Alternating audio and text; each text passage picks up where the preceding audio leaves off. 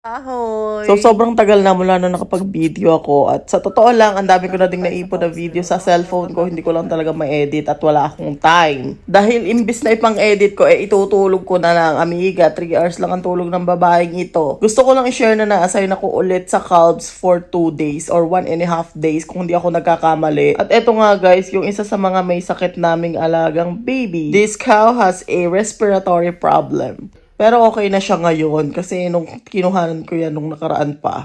At eto nga, kaya ako talaga naobliga para lang ipakita sa inyo kung gaano ako na-amaze sa aming farm. Kung advance ang Israel sa technology, hindi naman magpapatalo dyan ang Czech Republic. Sobrang na-amaze talaga ako dito sa kanilang tapunan ng mga tae ng baka. And to be honest with you guys, sa Israel kasi yung farm namin mismo wala silang ganto. Pero meron silang imbaka ng dumi. Tapos may sisip-sip lang doon na parang malaking tangke at ilalagay doon sa specific area na kung saan madadry na yung dumi.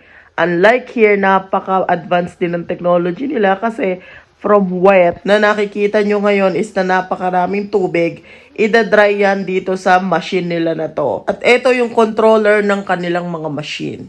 Pasensya na sa video ko at hindi ko rin talaga napansin na ganito palang kagulo. Pero ito nga pala yung tatlong tubo na konektado dito sa ating dumi. Yung isa humihigop ng dumi papunta sa taas at yung isa naman nagtatanggal ng tubig. Sineseparate yung tubig at yung dumi. After nga ma-process ng machine yun, eto na siya guys. O diba, napakaganda.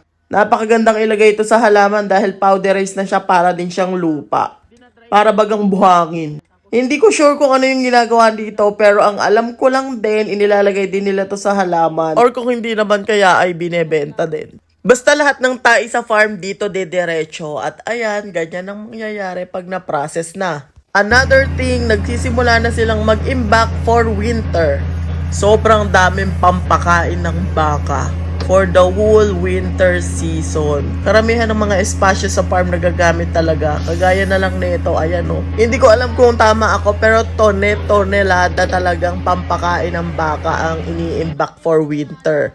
Sobrang haba niyan guys at sobrang laki din. At sobrang tibay nung plastic na yan sa totoo lang. At ang kapal-kapal pa.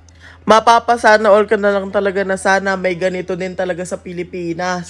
So hanggang dito na lang muna ang ating video at makipollow na lang po at makishare na lang din. Yun lang, maraming salamat. Bye bye.